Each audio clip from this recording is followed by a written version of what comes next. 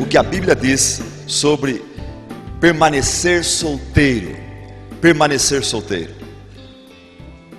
E esteja diante de Deus em oração, ouvindo essa mensagem e considerando uma coisa que para você talvez seja um absurdo, que Deus talvez está te chamando para ser um solteiro, e um solteiro feliz, e você não entendeu esse chamado ainda, e você está resistindo e está em crise de bobeira, quando você poderia estar desfrutando de Deus, aventuras, bênçãos, projetos maravilhosos que Ele tem para você. Essa mensagem não é para todos, mas é para todos. Através dessa mensagem, você que tem o dom, o chamado para ser casado, você ficará mais convicto ainda desse chamado.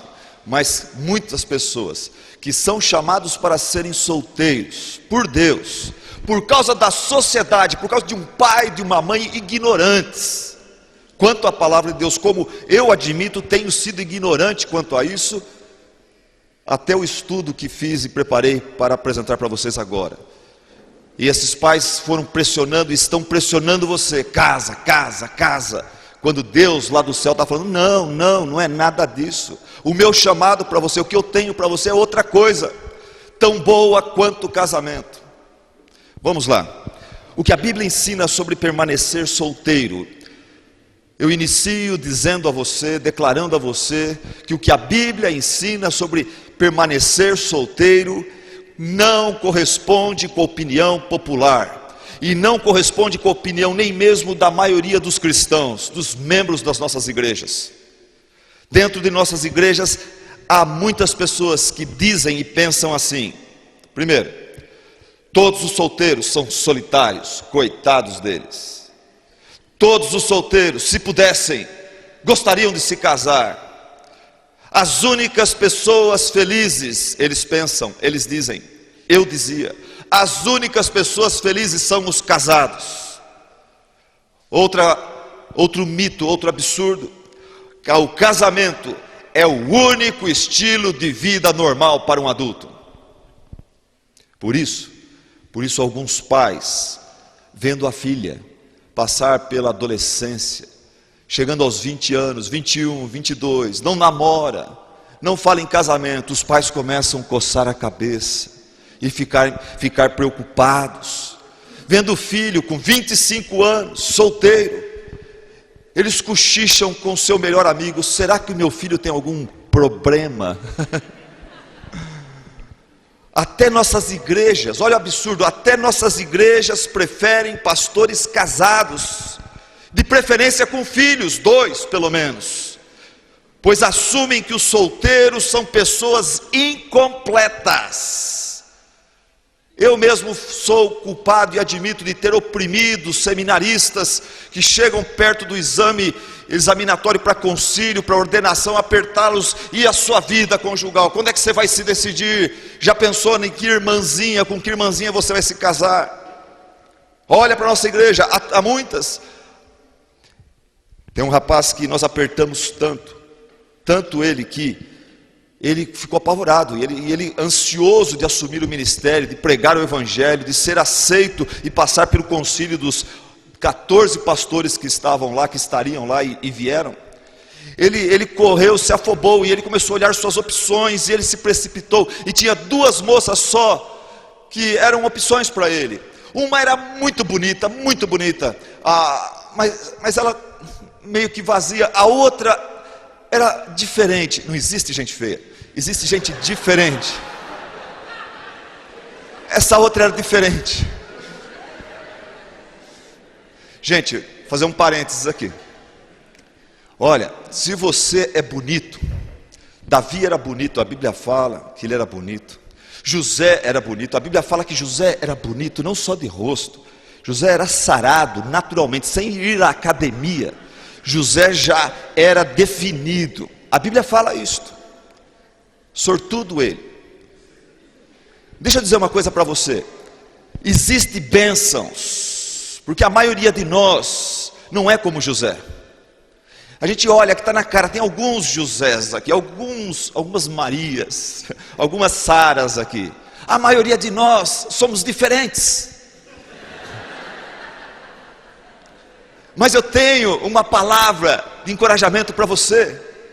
O diferente, por ser diferente, por não chamar atenção por sua aparência, ele é desafiado pela vida a ser simpático, a ser atencioso, a ser inteligente, a ter uma opinião centrada, a ser altruísta, a ser gentil e a exalar o bom perfume de Cristo, melhor do que o diferente, o bonitão. O bonitão, ele já viaja, ele já veleja de graça na sua beleza, que abre as portas das oportunidades para ele. Nós não, nós os diferentes temos que batalhar, lutar, mostrar serviço, mostrar caráter, ganhar a confiança, que é tão difícil às vezes. Vamos voltar ao seminarista. Duas opções apenas: a linda e a diferente, que cantava muito bem. Ela cantava muito bem. E ele, pensando no ministério, seminaristas às vezes são muito idealistas, pensam demais no ministério, não pensam em si mesmos. Ele falou: para a glória de Deus, eu vou optar, vou fazer a decisão mais racional, não a linda que me atrai tanto, eu vou optar por essa diferente e que canta tão bem, ela vai ser uma bênção no meu ministério. Ele já se via pelos arrabaldes desse Brasil, começando igrejas, e ela cantando e ele pregando. E ele casou-se com ela. Você conhece a história, lua de mel, primeira noite. Ele acorda de manhã, 8h30, ela está acordando, ela está desarrumada, coitada agora, sem maquiagem, sem todos aqueles artifícios. O ar-condicionado do quarto umedeceu o clima, o cabelo dela de chapinha. Aquele rapaz acordou de manhã, ele olhou para o lado e falou: canta minha filha, canta minha filha.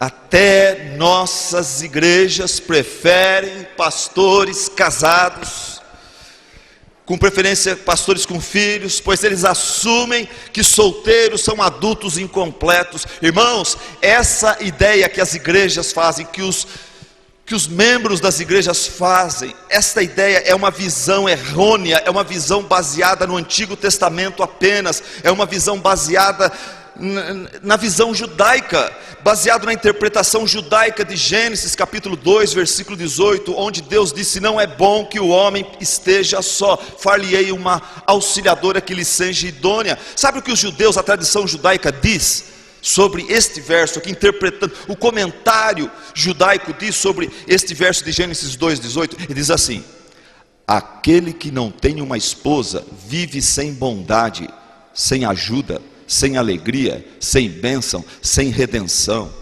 O livro apócrifo eclesiástico, no capítulo 36, 24, diz assim: aquele que conquista uma esposa, conquista o seu maior tesouro, uma auxiliadora apropriada e um pilar de sustentação.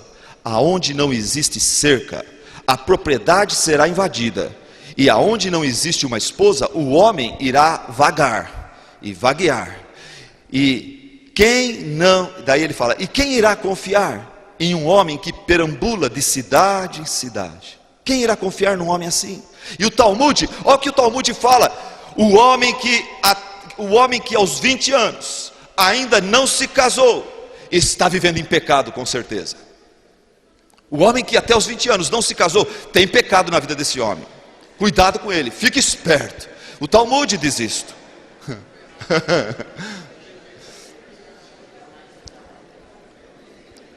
Irmãos, comigo agora, essas pessoas que pensam assim acerca do permanecer solteiro, essas pessoas se esquecem de duas coisas pelo menos. Se esquecem, em primeiro lugar, de excelentes servos de Deus, que a Bíblia apresenta sem nenhuma vergonha, que eram pessoas super normais e eram solteiros. Pessoas como Elias, Barnabé, Timóteo, Paulo e Jesus, que com santidade e dinamismo viveram e honraram a sua condição de solteiros e deixaram um legado maravilhoso para solteiros e casados. Segunda coisa que essas pessoas que pensam de forma preconceituosa contra os que permanecem solteiros é que o Novo Testamento e Jesus Cristo deram uma nova visão e condição aos solteiros. Deram uma nova visão e condição aos solteiros. Vamos abrir nossas Bíblias em Mateus capítulo 19. Evangelho de Mateus, capítulo 19.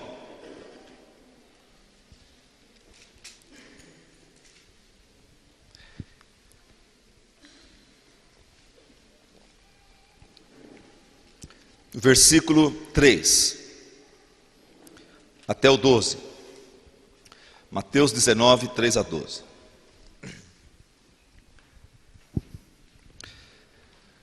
Vieram a ele alguns fariseus e o experimentavam, perguntando: é lícito ao marido repudiar a sua mulher por qualquer motivo? Então ele respondeu: não tendes lido que o Criador desde o princípio os fez homem e mulher? E que disse: por esta causa deixará o homem pai e mãe e se unirá à sua mulher, tornando-se os dois uma só carne? De modo que já não são mais dois, porém uma só carne. Portanto, o que Deus ajuntou não o separe o homem. Replicaram-lhe: por que mandou então Moisés dar carta de divórcio e repudiar? Respondeu-lhes Jesus: por causa da dureza do vosso coração é que Moisés vos permitiu repudiar vossa mulher. Entretanto, não foi assim desde o princípio. Eu, porém, vos digo: quem repudiar sua mulher, não sendo por causa de relações sexuais ilícitas, não sendo por causa de porneia, e casar com outra, comete adultério, e o que casar com a repudiada, comete adultério. Versículo 10. Disseram-lhe os discípulos: se essa é a condição do homem relativamente à sua mulher, não convém casar. Jesus, porém, lhes respondeu: nem todos são aptos para receber este conceito, mas apenas aqueles a quem é dado. Porque há eunucos de nascença, há outros a quem os homens fizeram tais, e há outros que a si mesmos se fizeram eunucos por causa do reino dos céus. Quem é apto para admitir, o admita. Quem é apto para o admitir, admita. Até aí. Irmãos, o que Jesus está nos ensinando aqui é que permanecer solteiro pode ser o dom de Deus para a sua vida, pode ser um chamado de Deus para a sua vida. Do versículo 3 até o versículo 9, a conversa é entre Jesus e os fariseus e os que estavam ouvindo ali. Isso aí é óbvio, é claro. Mas preste atenção que Mateus coloca que a partir do versículo 10, a conversa ela se afunila. Agora é entre Jesus e seus discípulos. Pode ser que é uma conversa que aconteceu momentos após a multidão e os fariseus se retirarem. Agora a conversa se restringe a Jesus e os seus discípulos. E a conversa é a seguinte: diante da severa posição imposta por Jesus Cristo, no versículo 9, certo? Versículo 9, você viu ali? Quem repudiar sua mulher, não sendo por causa de relações sexuais ilícitas, e casar com outra, comete adultério, e o que casar com a repudiada, comete adultério. Os discípulos reagem, falando: poxa vida, Jesus, se é assim, é melhor permanecer solteiro, é melhor fazer essa opção absurda, de acordo com a tradição na qual nós crescemos, que é a tradição judaica. Homem solteiro é encrenca, homem solteiro tem problema. Então, mas diante do que o Senhor está falando, é melhor ficar solteiro. E Jesus surpreende os discípulos, quando ele lhes diz no versículo 10, olha, você sabe que essa opção de permanecer solteiro não é de tudo ruim? Essa opção é válida, vocês deveriam considerar esta opção como sendo uma opção genuína, legítima, um dom de Deus. É o que ele fala.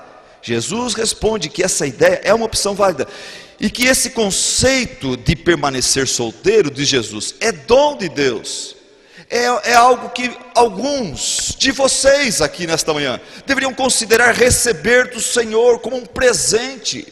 No versículo 11 ele fala, é algo que não é para todo mundo, mas alguns têm o dom para receber isto, e deveria receber isso em paz, em alegria, sabendo que Deus sabe o que está fazendo, e que Ele tem o melhor para você, mas enquanto você fica relutando com o chamado de Deus, você não vai nem para frente nem para trás. O que mais? Jesus ensina que na providência e na permissão de Deus, coisas boas e coisas ruins acontecem, e que nós temos que aprender a, confiando no Senhor, e dependendo dEle, fazer até mesmo das situações ruins, enfrentá-las com fé e com confiança, e com uma atitude de obediência e submissão, que Deus transforma o negativo em positivo. E Deus fala aqui na sua providência, Jesus fala aqui na providência de Deus, na permissão de Deus, algumas pessoas já nascem eunucos por natureza. Eles são pessoas que vieram a esse mundo já com um problema congênito, que os incapacita sexualmente. Aqui a palavra indiretamente está confirmando que para haver um casamento, há a necessidade, a importância de consumação sexual. E a nossa lei parece que ainda dita isto, que se a pessoa casa com alguém, e essa pessoa em 48 horas não percebe que a pessoa com quem casou não tem condições de completá-la sexualmente, ou de consumar um ato sexual, essa pessoa tem todo o direito de ir à justiça e revogar o seu casamento. Mas a Bíblia coloca esse princípio, Jesus coloca esse princípio. Algumas pessoas nasceram incapacitados sexualmente, e eles têm que acabar aceitando essa condição, como sendo na providência de Deus um chamado para a vida deles, para uma coisa diferente, algo tão bom ou igual ou melhor do que o casamento seria na vida deles. Eu gostei de um comentarista que disse aqui, que aqui nessa primeira colocação de eunucos de nascença, encaixa-se o caso de pessoas que nascem com um perfil emocional apropriado para a vida de solteiro, de permanecer solteiro. Pessoas que não sentem aquela carência e aquela atração física pelo sexo oposto como a maioria sente. Tem pessoas que são mais tranquilos, não sentem tanta carência, não só sexualmente, mas estou falando essa carência de estar junto com alguém o tempo todo. Eu sou assim. Para mim, retiro espiritual, 3h30 já eu fico em crise já.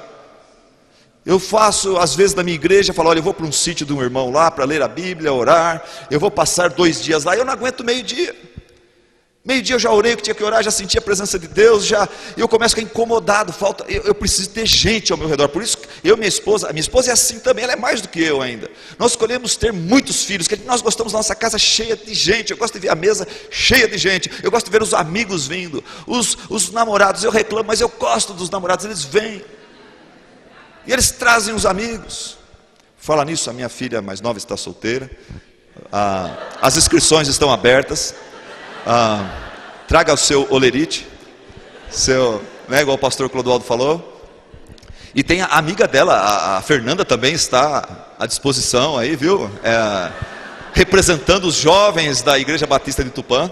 Fernanda está entre nós, uma moça muito legal, tal, viu? Inscrições abertas. Aceitamos corintianos também, santistas de preferência.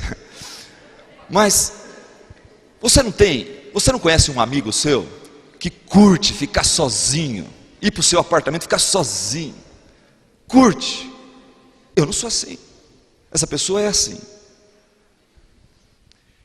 E eu tenho um amigo que, quando eu era solteiro, a gente saía pelas ruas da cidade e passava aquela moça bem bonita, eu tinha que controlar os meus olhos, eu queria olhar para trás, mas eu percebia que esse amigo ia numa boa, entendeu? Para ele via aquela mulher bonita, era a mesma coisa que ver uma árvore, entendeu?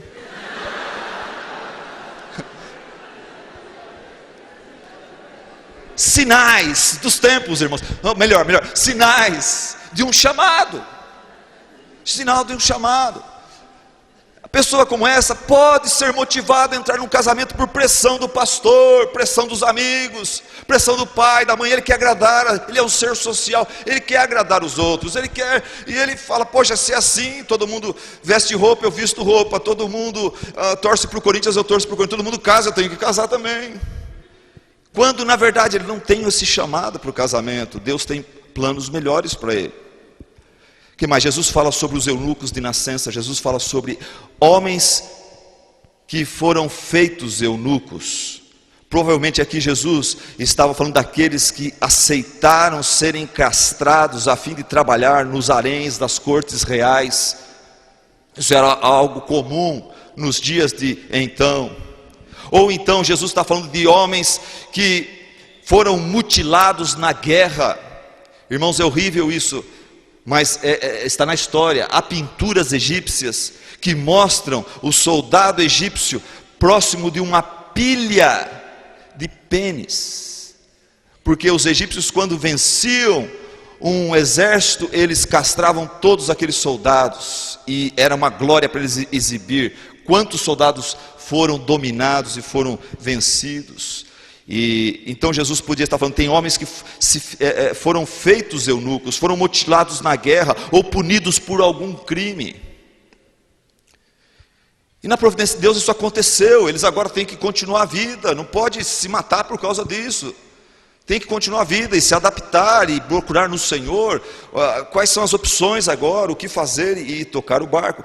Depois Jesus fala de um terceiro grupo que fala: e tem aqueles que a si mesmos se fizeram eunucos por causa do reino dos céus.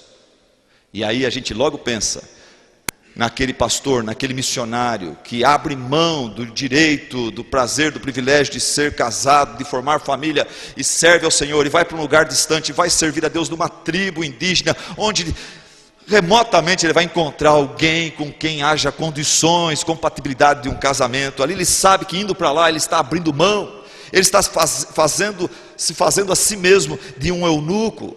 Mas aqui neste verso está se falando também de viúvos que por amor a Deus, que por amor aos filhos, falam: eu não vou recasar, eu poderia, sou viúvo, mas eu abro mão disso, eu tenho filhos. Eu tenho visto que pessoas, outras viúvas, outros viúvos, ficam viúvos cedo, têm filhos pequenos ainda. Eu tenho visto quando eles casam ou recasam, aquela pessoa que vem, não tem amor pelos filhos que eu tive com outra pessoa, que a viúva teve com outra pessoa, e espalha a família e machuca esses filhos. Alguns entre nós aqui talvez são vítimas disso. Aconteceu isso com minha esposa.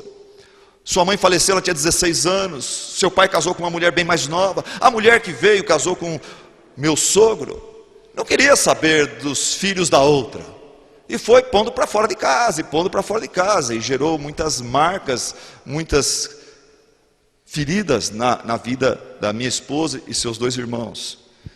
E tem muitas pessoas que com um pouco de bom senso pensam: não, eu prefiro permanecer, eu faço a opção de me fazer eunuco, eu não vou me casar, essa é a minha opção, vou servir a Deus, vou servir meus filhos. E tem aqueles divorciados que por amor a Deus abrem mão também de recasamento. Existe uma teoria que o apóstolo Paulo foi uma pessoa casada, e que na sua conversão a filha de Gamaliel falou: não, você optou por cristianismo, eu estou fora desse casamento. E eu estou inventando aqui negócio de filha de Gamaliel, viu gente? Isso aí não é que ele estudou aos pés de Gamaliel, paquerava a filha, casou com ela era bem, eu estou aqui inventando. Mas essa teoria fala que com a sua conversão, a vida de Paulo foi mudada tão radicalmente que sua esposa não conseguiu continuar caminhando com ele. E ali então, ele optou por não se casar. Ele poderia recasar-se no Senhor, como ele mesmo afirma em 1 Coríntios 7, no final do capítulo. Mas ele optou por não fazer isso para servir melhor ao Senhor. Paulo confirma aquilo que Jesus falou, que permanecer solteiro pode ser o dom de Deus para a sua vida, pode ser um chamado de Deus, um presente de Deus para você, um presente que você não entendeu, e por isso que você não está curtindo, não está aproveitando. Em 1 Coríntios 7,7, vamos para lá? 1 Coríntios 7,7, Paulo reconhece isso, que permanecer solteiro pode ser um dom de Deus, que você precisa entender, aceitar, agradecer e aprender a desfrutar e a curtir. 1 Coríntios 7,7 diz: quero que todos os homens sejam tais como também eu sou. No entanto, cada um tem de Deus o seu próprio dom, o seu próprio presente, a sua própria capacitação. Um, na verdade, de um modo, como o meu; outro de outro modo, como o dos que se casam. Mas tanto os que se casam receberam do Senhor o dom para isto, quanto os que permanecem solteiros no Senhor e para a glória do Senhor, receberam do Senhor esse presente também. Permanecer solteiro ou casar-se, ambas as coisas são presentes, dons de Deus, para aqueles que entenderam aquilo como dom de Deus. Porque o que eu quero dizer com isto é que tem gente que tem o dom de ser solteiro e força a barra e se casa e causa problemas para o outro e para si mesmo. E tem outros que têm o dom para ser casado e permanece solteiro por erros, por exigências, por um padrão muito alto de escolha, e causam problema para si mesmos. Vamos a algumas aplicações. Em primeiro lugar, a maioria de nós precisa reavaliar seu conceito acerca dos solteiros. A maioria de nós precisa reavaliar o seu conceito acerca dos que são chamados por Deus para permanecer solteiros. Por quê? Casamento é um dom, é um chamado divino. Ser solteiro, de acordo com aquilo que temos estudado aqui, também o é. Para muitas pessoas é normal casar-se. Entenda biblicamente que para muitas pessoas é normal não se casar, permanecer solteiro. Alguém pode glorificar a Deus sendo casado? Lógico que pode. Alguém pode glorificar a Deus sendo solteiro? É óbvio que pode. Existem casados infelizes? Sim, mas existem muitos solteiros infelizes também. Não é só os solteiros que são infelizes, existem muitos casados não realizados. Os casados enfrentam problemas, desafios, é lógico que enfrentam, e nós vamos falar sobre isso. Mas os solteiros também enfrentam seus desafios, suas crises, seus problemas. O casado tem privilégios? Tem, nós falamos sobre isso ontem. Mas os solteiros têm os seus privilégios também. Pastor, prega sobre isso. Eu vou pregar então, vamos lá? Lado positivo, o lado positivo do dom de permanecer solteiro. Vamos lá, o lado positivo do dom de permanecer solteiro. Vamos ler 1 Coríntios 7, começando no versículo 25. Vamos ler versículo 25 e 27. Versículo 25 e 27. Com respeito às virgens, a palavra virgens aqui é paternon, virgem, solteira. Em Apocalipse 14, 4, esse termo é usado aplicando-se para homens solteiros também. Então eu estou interpretando aqui, com respeito aos solteiros, os que não se casaram, não tenho mandamento do Senhor. Quer dizer, Jesus não falou nada sobre isto. Porém, eu dou minha opinião, que é uma opinião apostólica, porque eu recebi do Senhor misericórdia de ser fiel. Tá? Como apóstolo e com autoridade apostólica, eu vou dar minha opinião aqui, que vem do Senhor. Daí vem a opinião dele, versículo 26. Considero, por causa da angustiosa situação presente, ser bom para o homem, para a moça, permanecer assim como está. Então Paulo coloca em primeiro lugar, por que é bom permanecer solteiro? Qual a vantagem de permanecer solteiro? Ele fala, diante da situação atual, o solteiro leva vantagens contra o casado. É melhor ser solteiro diante da situação atual. Paulo tinha aqui consciência das palavras de Jesus Cristo lá em João capítulo 15, versículo 18, onde Jesus falou assim: se o mundo vos odeia, sabei que primeiro do que a vós outros me odiou a mim. Se fosseis do mundo, o mundo amaria o que era seu. Como todavia, a partir da conversão de vocês passaram a não ser mais do mundo, pelo contrário, dele vos escolhi. por isso o mundo vos odeia. Além disso, Jesus Cristo profetizou em João capítulo 16, versículo 2 o seguinte: vocês, discípulos meus, você, apóstolo Paulo, prepare-se. Aqueles para quem você pregar o evangelho, alerte a eles quanto a isso. As pessoas irão expulsar vocês das sinagogas. E até mesmo vem a hora em que todos os que vos perseguirem e afligirem e os matarem, julgarão com isso estar tributando culto a Deus. Vai chegar uma hora que a religião do povo incentivará eles a perseguir vocês, cristãos. E a gente sabe que em 10 anos após a redação de 1 Coríntios, sabe o que aconteceu? Nero promoveu uma perseguição sádica. Eu li sobre isso, é terrível. Vou citar só um exemplo do que Nero fazia. Nero pedia que os seus soldados aprisionassem os cristãos e degolasse animais, pegasse a sua pele com um pouco de carne e costurasse aquela pele dos animais que foram sacrificados no corpo dos cristãos a sangue vivo. E sem roupa, com aquelas peles costuradas na pele, essas pessoas eram lançadas para as bestas feras, que atraídas pelo sangue, por aqueles pedaços de carne, vinham e atacavam e matavam os cristãos. E Nero ficava só curtindo, o povo ficava só admirando esse tamanho sadismo.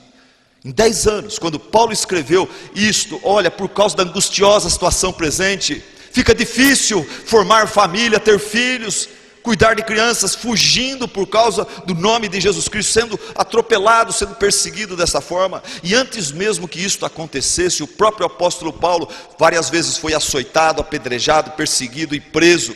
Imagina se Paulo tivesse esposa em Jerusalém, tivesse 2, 3 filhinhos em Jerusalém, e ela recebendo notícias: Paulo foi aprisionado, ele foi açoitado onde? 38 chibatadas.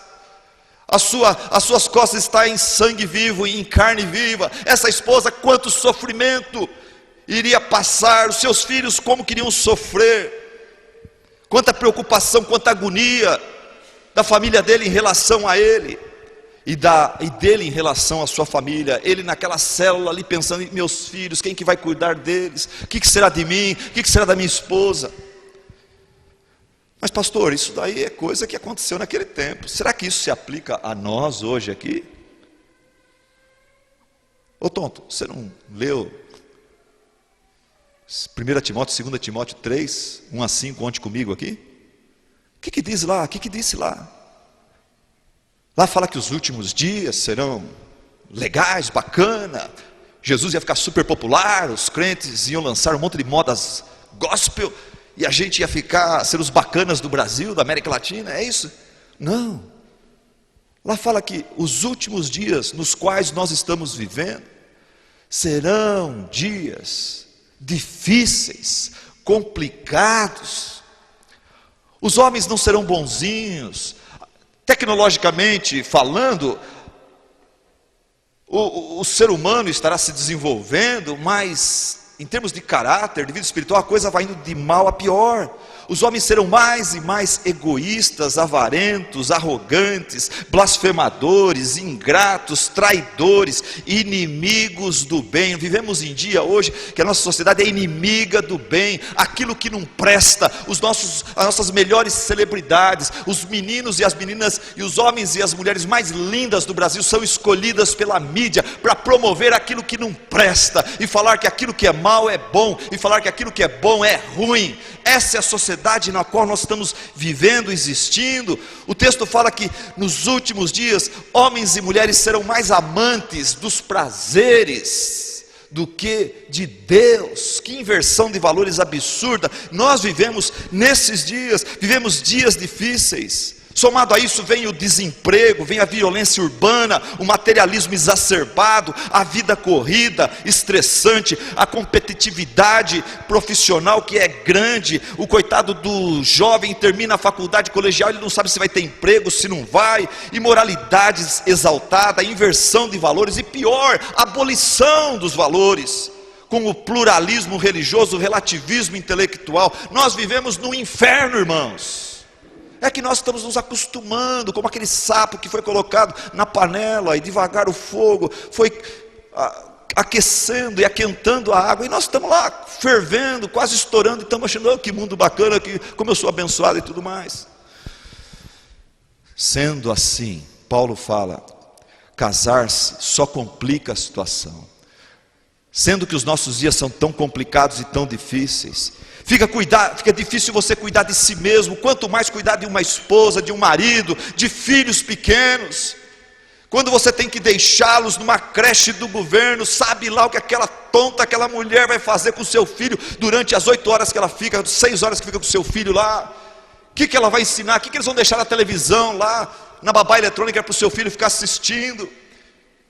E depois você fica com aquele adolescente criado pelos outros, e aquele adolescente agora começa a fazer suas escolhas, ele tem um corpo de adulto, ele é forte, e ele fala grosso, e ele está na sua casa, e ele está dominado por um sistema regido pelo mal, pelo diabo, com valores errados, e você patrocinando, pagando a roupa dele, pagando os estudos, pagando a ida ao shopping. Que coisa difícil, Paulo fala. Sendo assim, diante da situação presente, casar-se só complica a situação, pois além de você cuidar de você mesmo, você precisa cuidar dos outros. Por isso, se você tem o chamado de Deus para permanecer solteiro e servir a Deus com liberdade, contente-se com isso, receba isso com alegria, aproveite esse privilégio de se deslocar, de ter mais tempo, de poder abençoar e servir a igreja de Cristo. Em segundo lugar, diante dos problemas atuais, Paulo fala, diante da situação atual, é bom permanecer solteiro. Quem permanece solteiro, tem o dom de solteiro, leva vantagem sobre o casado. Depois ele fala, no versículo 28, diante dos problemas da carne, é melhor permanecer solteiro. Diante dos problemas da carne, olha o que ele fala: mas, se te casares, com isso não pecas. E também, se a virgem se casar, por isso ela não comete um pecado. Ainda assim, tais pessoas sofrerão angústia na carne, e eu quisera poupar-vos. Ok, primeira coisa, Paulo está falando aqui o seguinte: não é pecado para um cristão casar com outro cristão, ok? Amém? Amém? Está fraco. Não é pecado você se casar, amém?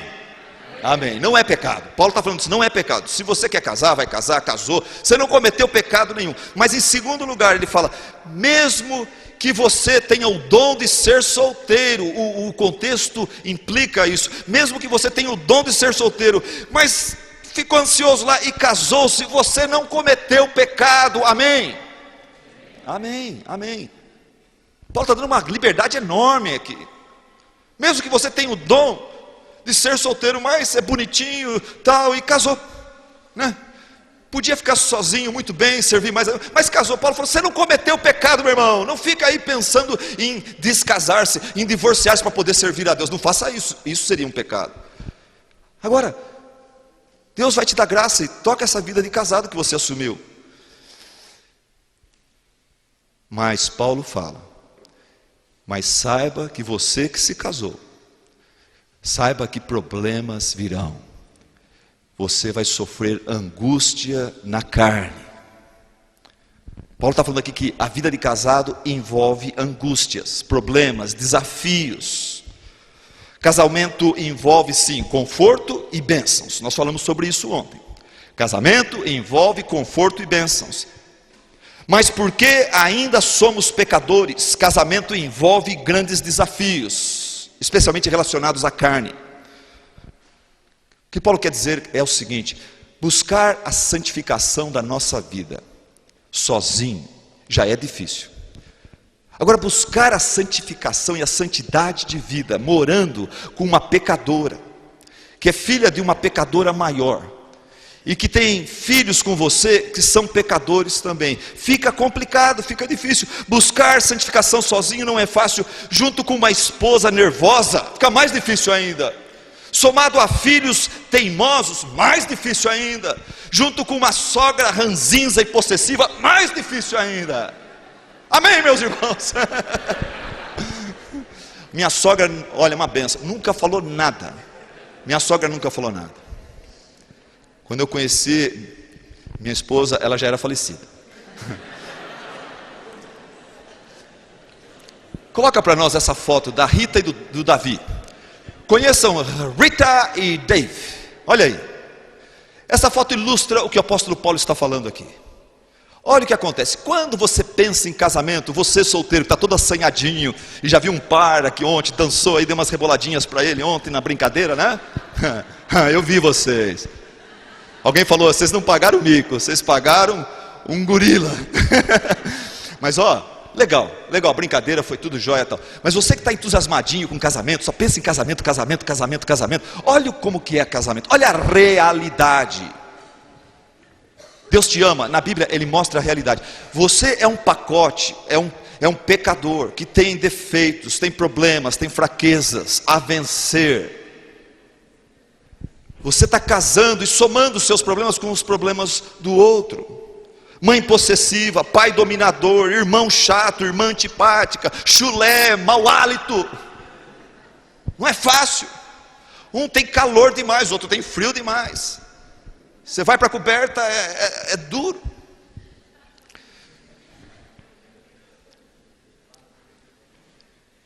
Às vezes a pessoa é um relaxado, ele não mostra isso.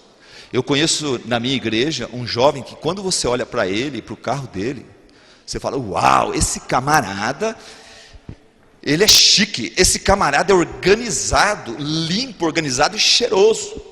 Mas quando você, como pastor, tem o privilégio de entrar na intimidade da sua casa e ver a intimidade do quarto dele, ai, que coisa horrível.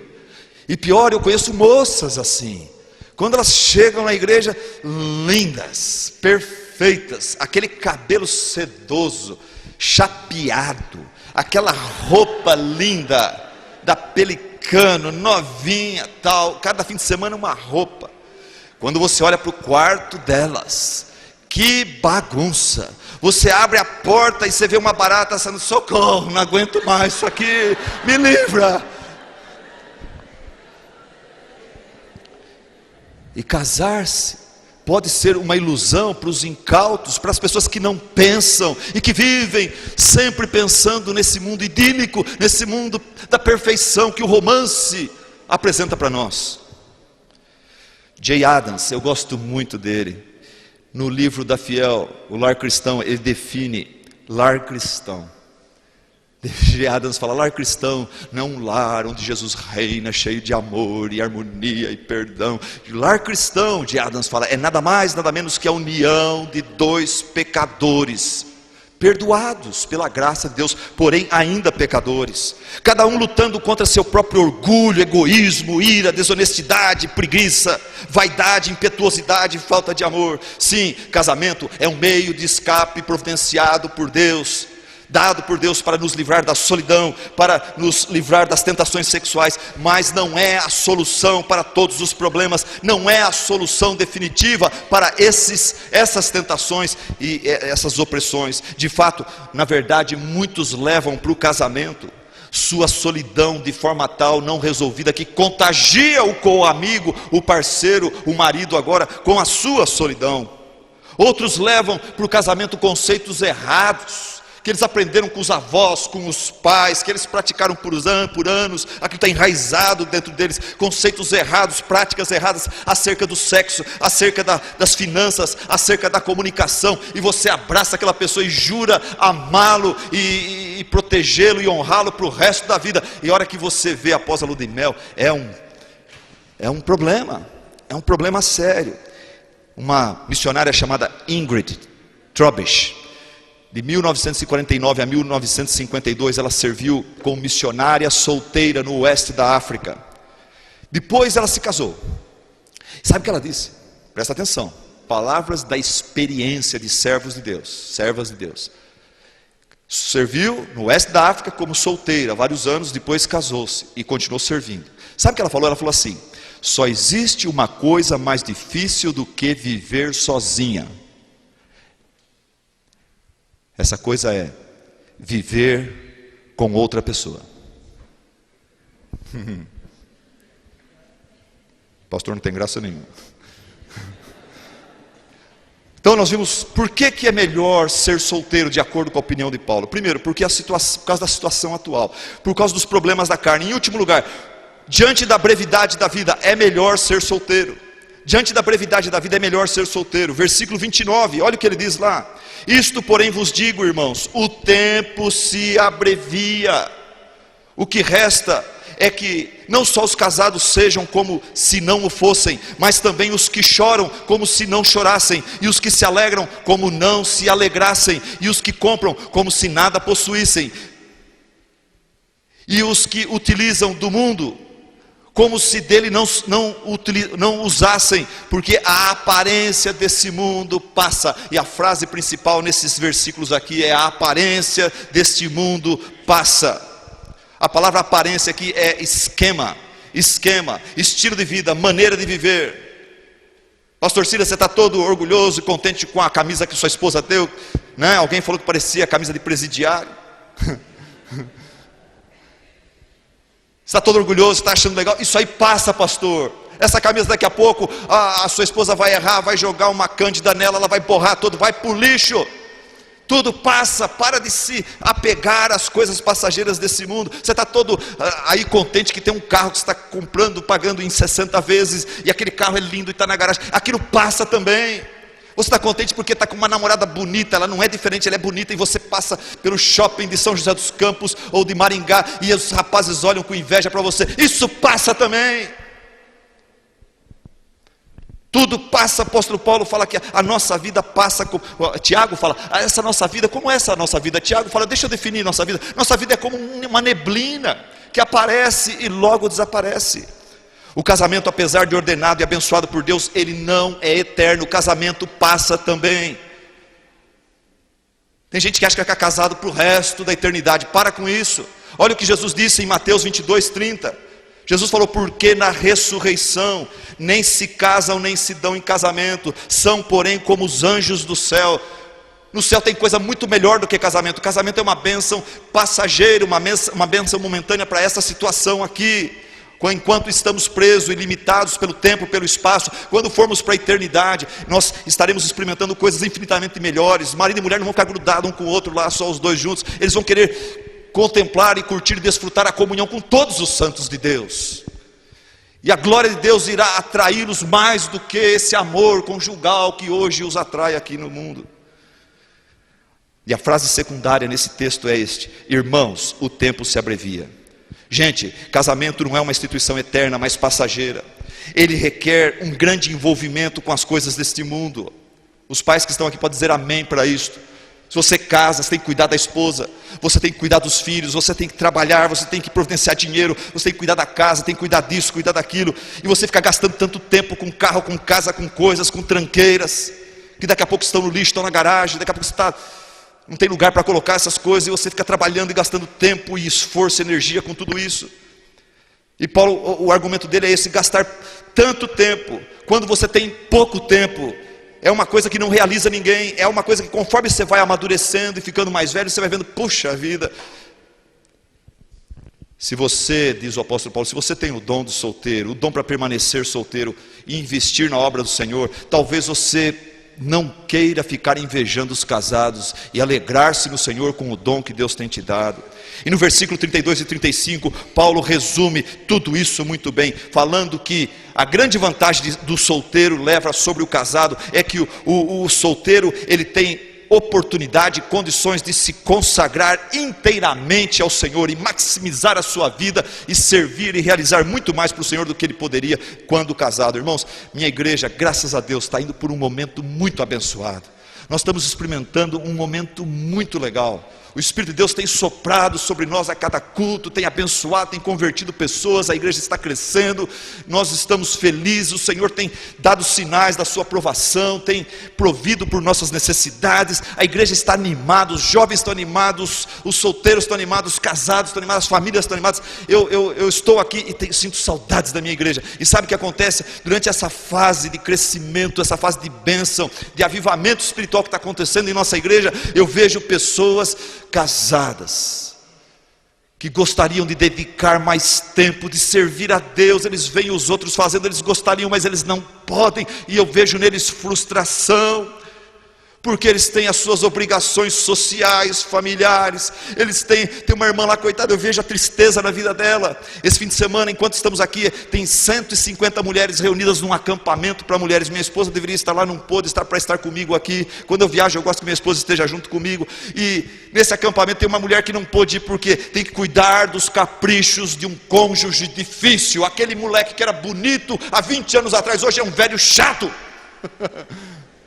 Cheio de exigências, e ela tem que cuidar dos caprichos desse homem, que tem que ter a comida assim, assado, e ela que tem que preparar. Ela tem que cuidar da casa, ela tem que cuidar da roupa de todo mundo, da comida de todo mundo, tem que cuidar de um bendito de um cachorro que o marido arranjou lá, tem que cuidar do jardim, tem que cuidar das festinhas para as crianças, tem que cuidar e planejar férias. Coisa que estressa demais pais é planejar férias. Ela tem que cuidar disso, ela tem que cuidar e preocupar-se com contas, mais contas, mais contas, mais contas, das quais ela não aproveitou nada, mas os filhos e o marido estão aproveitando, e ela poderia estar usando todo esse tempo e energia para louvar a Deus, e eu vejo nela frustração. Por isso, concluindo essa mensagem, eu digo, em nome de Deus, em nome do apóstolo Paulo, eu digo: amigo, irmão, jovem aqui presente, reavalie seu conceito sobre permanecer solteiro à luz do Novo Testamento. Nem todos os solteiros são solitários, coloca isso na sua cabeça. Nem todos os solteiros são solitários.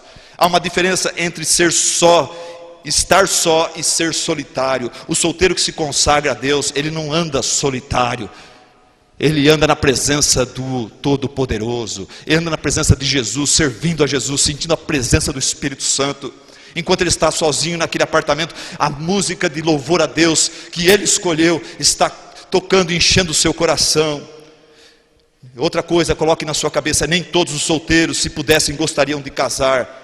Não, não, não. Para muitas pessoas, para algumas pessoas, permanecer solteiro é um presente, é um dom. Em terceiro lugar, as únicas pessoas felizes são as casadas. Tira da sua cabeça isso. As únicas pessoas felizes são as casadas. Casamento não é o segredo para a felicidade. Solteiros e casados têm suas alegrias, têm suas provações, e ambos olham para a promessa de Deus em 1 Coríntios 10:13, que fala: não vos sobreveio tentação, provação que não fosse humana, mas Deus é fiel. Repita comigo isso: mas Deus é fiel. Vamos lá: mas Deus é fiel. Mais uma vez: mas Deus é fiel. Mais uma vez: mas Deus é fiel. E Ele, quer você seja solteiro, quer você seja casado, nas suas lutas, nos seus desafios, nas suas provações, esse Deus fiel, Ele vai prover um meio de escape, e Ele não vai permitir que você passe por problemas acima da sua capacidade, acima da sua condição. Antes, a cada manhã, Ele renovará as suas misericórdias e dará a você a graça que você precisa, a graça apropriada àquele desafio, àquele fim de semana, àquele filho complicado, a solidão de um fim de semana como solteiro. E Ele vai estar com você, e Ele vai te conduzir em segurança até o porto seguro, até a presença dEle, até aquele dia maravilhoso, onde nós vamos experimentar coisas muito melhores e maiores, coisas que os olhos nunca viram, os ouvidos nunca ouviram, e nós vamos olhar para trás e vamos ver que nós não estávamos no mundo dos vivos indo para o mundo dos mortos, mas pelo contrário, nós estávamos no mundo dos mortos indo para o mundo dos vivos. Essa é a nossa realidade. O casamento é o melhor estilo de vida. Outra mentira: o melhor estilo de vida não é o casamento. O melhor estilo de vida para você é o estilo para o qual Deus te chamou. Quer seja permanecer solteiro, quer seja permanecer casado. E um dos desafios que mais preocupam jovens que contemplam o chamado de solteiro, alguns de vocês estão meio gelados aí. Talvez Deus está falando comigo, talvez é esse o meu dom. Ai, você está com medo, você está tremendo. Disse que, especialmente os rapazes, o maior desafio que preocupa as pessoas que têm o chamado para ser solteiro é a restrição sexual. Por isso eu encerro essa mensagem com o testemunho de uma grande pintora cristã chamada Margaret Clarkson. Se você abrir a internet em Margaret Clarkson, você vai ver a galeria virtual dos seus lindos quadros. E essa mulher de Deus, que já aos seus 50 e tantos anos permanece solteira, ela disse o seguinte: estou solteira, não por causa de pecado em minha vida ou por escolha própria. Ela gostaria de se casar, nunca Deus abriu a porta para esse tal casamento.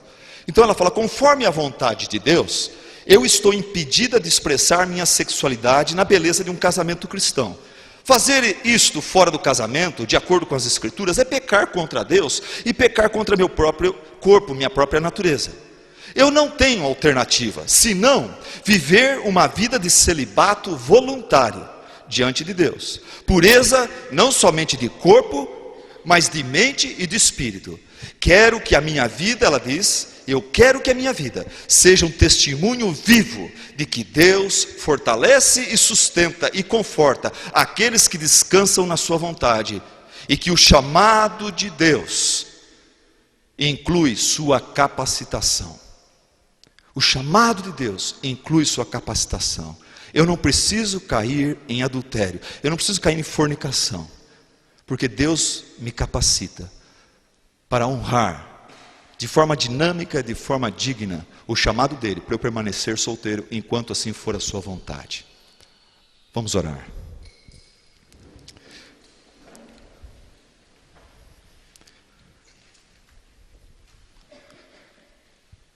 Obrigado, Senhor, por sua palavra. Obrigado pelos desafios que tanto casados como solteiros receberam aqui nesta manhã pela sua palavra. Que Deus ajuda cada um de nós, pelo teu Espírito, a reconhecer qual é o seu chamado para nós. E ao descobrirmos o seu chamado, Senhor, ajuda-nos a nos alegrarmos no Senhor, a recebermos o dom que o Senhor tem nos dado, com gratidão, com alegria, com sabedoria, Senhor.